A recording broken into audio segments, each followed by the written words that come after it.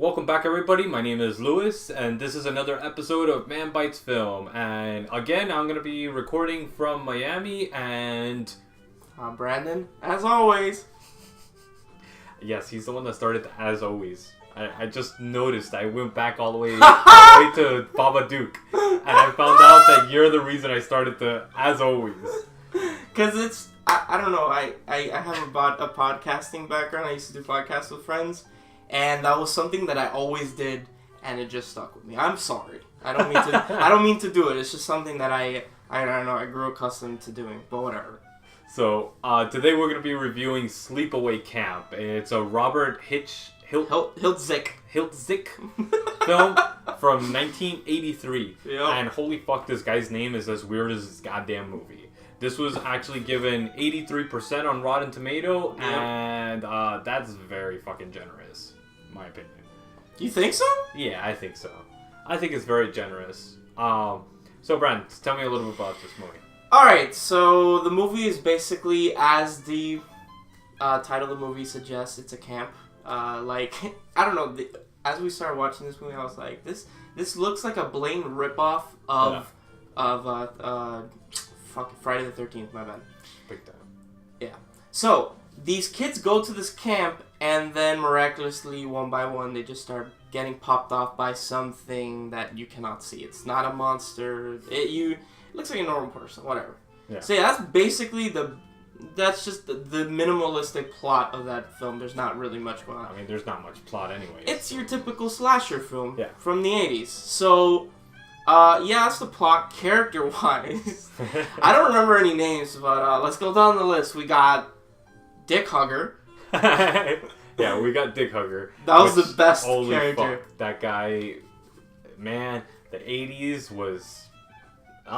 thank God I didn't live in those times, let me tell you. Because I would have been making fun of people for their small little dicks. Yeah, like... Holy shit. It was just, not only that, like, these guys have really, like, short shorts, but not only that, they have, huggers. Midriff, yeah, shirts, and I'm like, what? One of the guys wears a midriff shirt, and he has the hairiest stomach. You remember the camp counselor? Yeah, that guy was... That guy was freaking hilarious. So oh my god. You have the camp counselors, you have your kids. I think the main character's name is, I might not be remembering correctly, Richie? I have no the clue cousin, about any of the names. So the main characters of the film is a girl, which I forgot her name. I think it's Angela. I don't know. Angela.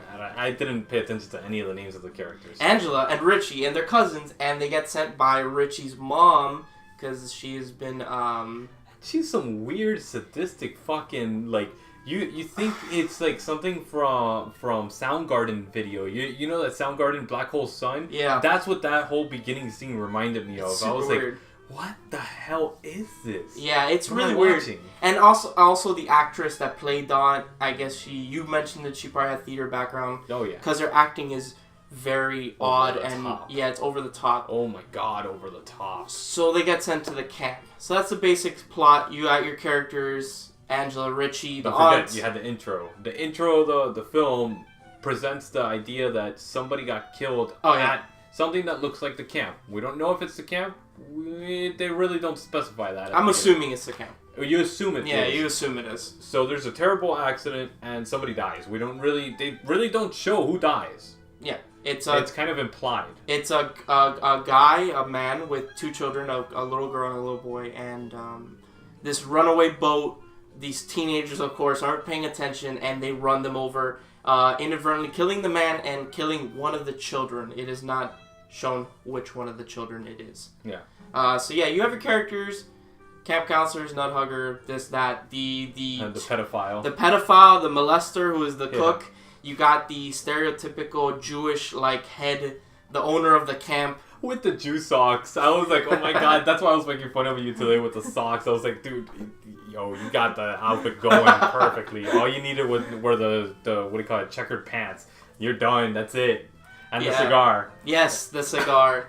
So, you got that, and that's pretty much it. So let's get into the meat, I guess, of this episode, because there's not much to speak about this film. Yeah, no, there's really not. The plot with spoilers, and that is that. Okay, so spoilers. So the people start dying here. I don't want to go into spoilers with this one. I want to... Oh, shit. That's going to be difficult. All right. I don't want to do the spoil on this one. Okay. That's the whole point of the film. Yeah, honestly, the last, 2 minutes is probably the best part of this film. This film... Probably the best part. It has no saving grace, no. except the ending, and let me tell you, that ending sticks. Yeah, it really did. Holy shit, that really did. Stuck with me. And it's kind of creepy. Yeah. The ending is throughout the entirety of the film, it's your stereotypical slasher film. It's not scary. It's more gory and bloody than anything else. And just kind of it's very cheaply done. That's what it looks like. Yeah. And obviously back then it was film, so it's a lot harder to do slasher films that were low budget. But this was kind of bad acting, bad storytelling, and then the pacing of the film was odd as fuck. Yeah, there was a lot of problems with the pacing. The music was horrendous. Not many people die. For it being a horror slasher film, most of the film is just following these kids at the sleepaway camp. The camp that they get sent off to in another state, and they just sleep there. And they've made 4 parts of this. Actually, they want to reboot it. I was reading up. Oh, jeez. Actually, directed by the same guy that directed the first one, and he is literally saying that the others don't exist. The one that he wants to do is going to be a direct sequel to the original. He's like, fuck the other, whatever. Well, I would like to see a reboot of this one, the original one. Yeah. Not redone. Completely redone. How about the makeup? The makeup was amazing. Yeah. That reminded me of something out of Evil Dead. Mm-hmm. All these, the horror films from back in the day. Let me tell you, there's nothing like the makeup done in the 80s and 70s slasher films. Oh, definitely. Definitely. Oh my god. I can agree. There's the sense of the Romero films, all those. You know it's fake, it looks fake, but it's so oh man, this is so well done. Yeah. Yeah, and there's so nothing well like that. You actually appreciate the art of that in this film. And let me tell you, he's up there with the Romero films makeup. What's his face? John Romero? Not John. Oh no. My god, those are George Romero. Those are the people that made Doom. Sorry. Yeah, no, George A. Romero. Yeah, because his stuff from Night of the Living Dead and what's the one in the mall? Oh my god, whatever. Whatever. Yeah, and also the freaking Mad Max movies. Those were great. Definitely. Great. Oh my god, the makeup design in those movies, the way that the people were deformed and everything, that shit was legit. There's awesome. Not much to speak about this film. It's your stereotypical slasher film, and at the same time, it's not. Yeah. Honestly, I would say, we're not going to spoil the ending, but it's actually I personally think it's one of the most shocking things that I've ever seen on film. Yeah. I was like, wow, I did not expect that at all. And it was even more shocking because of the fact that it came out of nowhere. Nowhere. You're just had no anticipation of this film whatsoever. So it was kind of whoa. Yeah, he told me what just happened? He told me to pick from 2 movies, and I'm like, Sleepaway Camp. I like slasher films, even though they're most likely going to be very bad. I chose it. And throughout the whole movie, I was enjoying myself not because it was a good movie. It was because you were making fun of it. Yeah, we were making fun of it the entirety of the film, basically. And then at the end, him and I were just like, whoa, this got really weird and shocking all of a sudden. Yeah. Horror films, for me at least, in my perspective, they don't creep me out. They don't get me. They don't scare me. Yeah, neither. I laugh at them. I laugh at The Exorcist. I find that movie hilarious. I do not find it terrifying. Maybe in the 70s, if you would have seen it, might have been terrifying. Probably. But horror films now, all they do is make you jump. Yeah, it's all jump scares and stuff. And it's alright, that's not really terrifying you. And honestly, this is not even jump. There's no jump scares in this movie at all. None. By the way, I did find out that I will spoil one of the killings. I won't say who it was. The girl with the iron, she did get raped with the curling iron. Oh. Oh my god. She really did. I read up that's how she died. She was raped with a curling iron that women use. That's horrible. That's fucking atrocious. God, if they did that nowadays, oh my God, the freaking feminist groups would be all over this movie.